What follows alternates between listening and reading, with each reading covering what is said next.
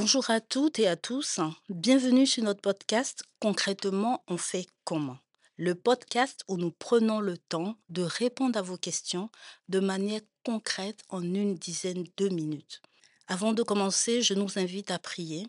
Seigneur, je te prie d'inspirer les pensées de mon cœur et les paroles de ma bouche afin qu'une personne qui écoute ce podcast reçoive la direction divine. Au nom puissant de Jésus, j'ai prié.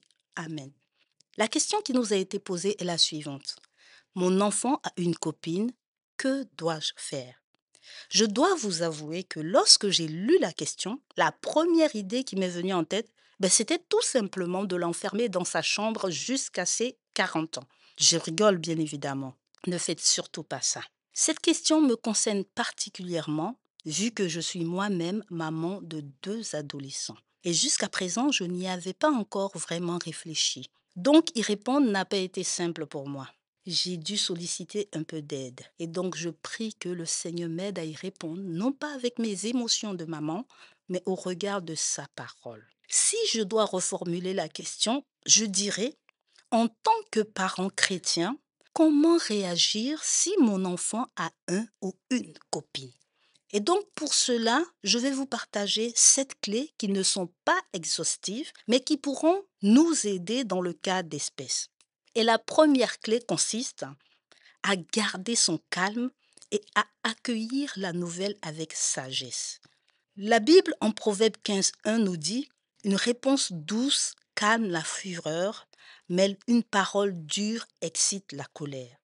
Il est donc essentiel pour les parents que nous sommes de rester ouverts et à l'écoute. Évitez de réagir avec colère ou avec peur. Et c'est une occasion de construire un pont de confiance avec votre enfant.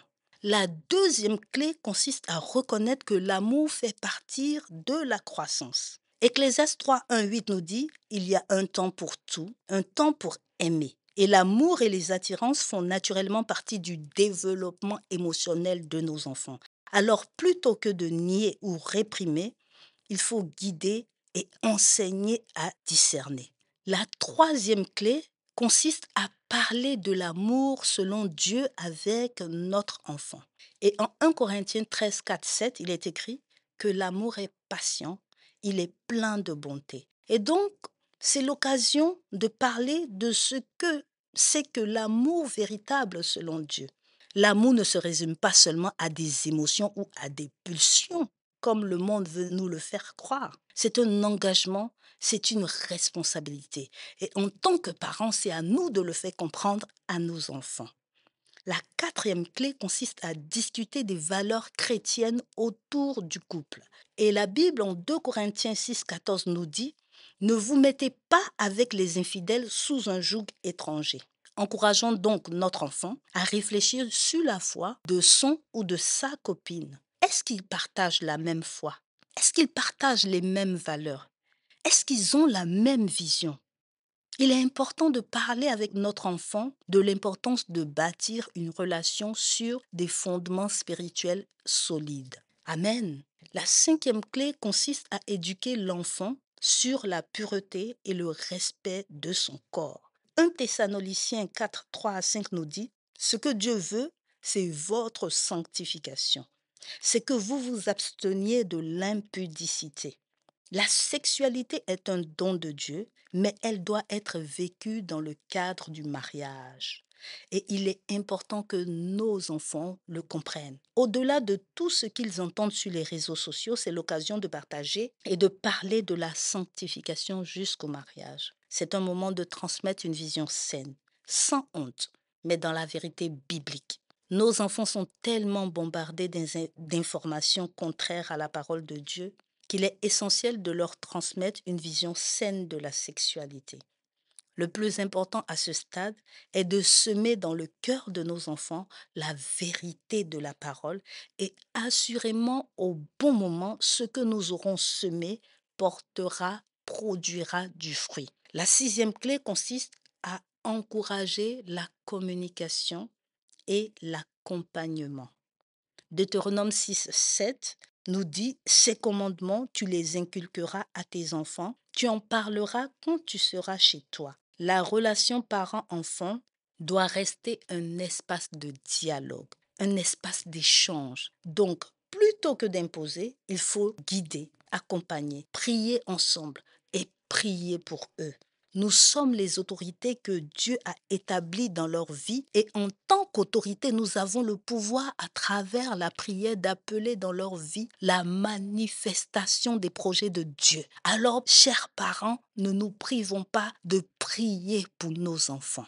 Amen. La 7e clé consiste à faire confiance à Dieu. Et pour cela, Proverbe 22:6 nous dit « Instruis l'enfant selon la voie qu'il doit suivre. » Instruis l'enfant selon la voie qu'il doit suivre. Lorsque nous avons semé la parole, il faut aussi laisser Dieu travailler dans le cœur de nos enfants.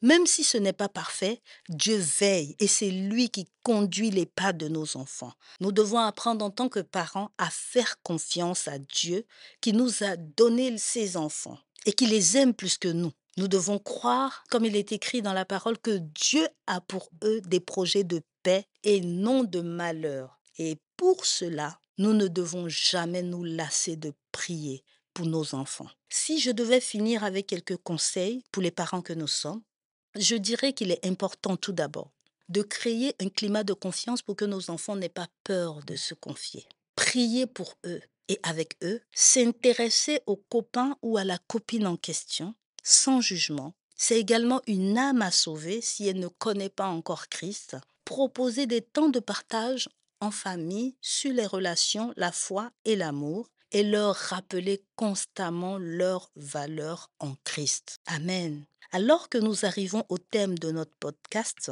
je prie que Dieu nous donne la sagesse nécessaire pour éduquer nos enfants.